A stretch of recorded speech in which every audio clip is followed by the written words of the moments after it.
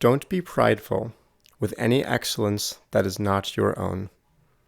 If a horse should be prideful and say, I am handsome, it would be supportable.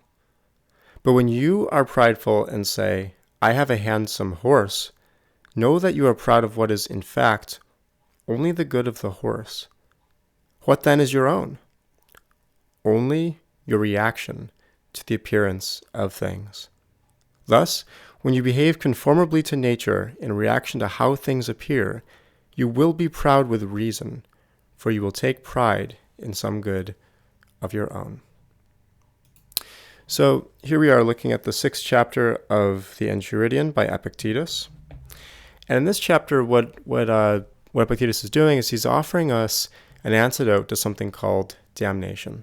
So one thing that people do to make themselves miserable is that they say, I messed up in this particular way, therefore I am totally damned. This other person messed up in a particular way. Maybe this person said the wrong thing. Maybe they transgressed an important social rule. Therefore, this person is canceled or damned. The world contains evil. Therefore, the world is itself damned, totally globally damned, right?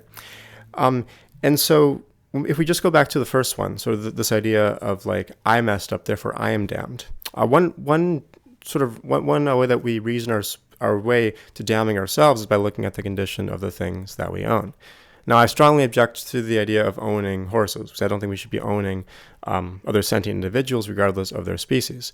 But the point still stands that like people look at the condition of their cars and they think, oh, look at my car. It's in such great shape. It's such an expensive car. I'm good. I derive my self-worth from that. Or they'll look at their car and say, hey, my car needs a lot of work. My car is falling apart. Look at me. Look at the way that I look in this car. Look at how other people look at me when I'm in this car. I am completely and totally damned. Right? Look at the condition of my house. Oh, it is awful. I am damned. Right?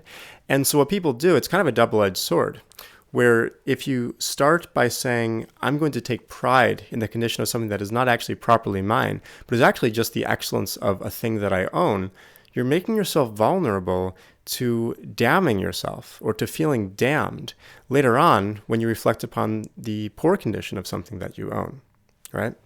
And so instead of doing that, Epictetus is giving us a recipe.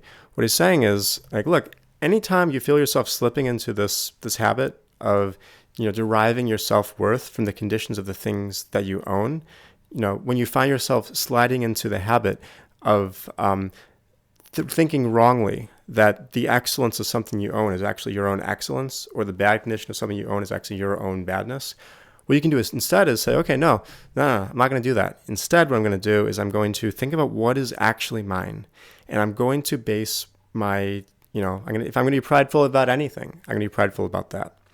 So you can take pride in the progress that you make towards having greater control over your feelings and your thoughts and your emotions, right? Over your pursuits. And that's the thing that is yours. That is what is you. And that is the thing such that when you make progress on that and you celebrate that progress, you're actually celebrating your own excellence. All right. So that's all for today. Hope you have a nice day, and be more tomorrow.